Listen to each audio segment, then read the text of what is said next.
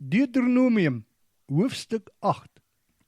Jy moet elke gebod wat ek jou vandag voorhou stiptelik nakom, dan sal julle lewe en baie word. Julle sal ook die land inneem wat die Here aan julle voorvaders met 'n eed beloof het, en julle sal dit erflik besit. Jy moet die pad onthou waarlangs die Here jou vir die afgelope 40 jaar in die woestyn gelei het.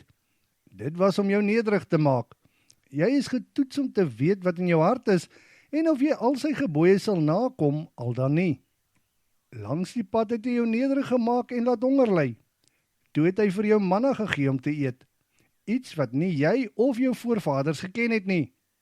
Dit was sodat jy kon besef dat die mens nie net van brood leef nie, maar dat hy ook van elke woord wat uit die Here se mond kom leef.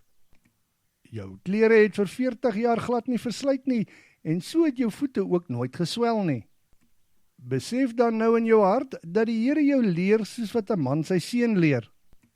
Jy moet die gebooie van die Here jou God nakom, volg sy paaie, en jy moet respek vir hom hê. Die Here jou God sal jou in 'n goeie land bring. Dit is 'n land met baie waterstrome. In die valleie en van bo in die berge vloei daar fonteine en ondergrondse riviere. Dit is 'n land vir koring en gars. En daar is wingerde, vyebome, granaatbome, olyfbome en baie heuning. Daar is nie 'n tekort aan brood in die land nie. Jy sal nie 'n gebrek aan enigiets hê nie. Die klippe is vol yster en in die berge sal jy koper myn. Jy sal tot versadiging toe eet en jy sal die Here jou God dank vir die goeie land wat hy vir jou gegee het. Maar jy moet versigtig wees. Moenie die Here jou God vergeet deur wat ek aan jou vandag voorhou, sy gebooie, reëls, regulasies en voorskrifte te vergeet nie.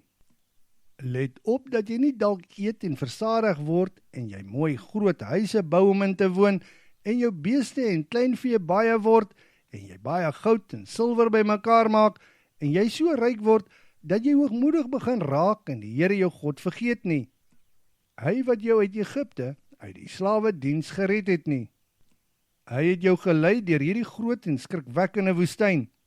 Dit is 'n plek met giftige slange en skorpioene.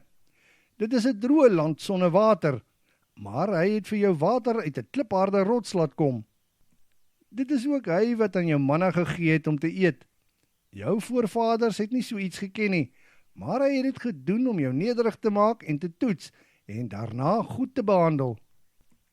Jy kan dalk vir jouself sê, met my eie krag en met my eie hande het ek al hierdie rykdom bymekaar gemaak. Dit is dan wanneer jy die Here jou God moet onthou.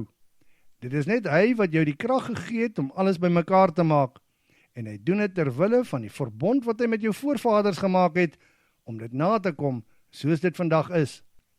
Ek verseker jou dat jy beslis sal omkom as jy die Here jou God vergeet en dit waag om agter ander gode aan te loop en hulle te dien en te aanbid.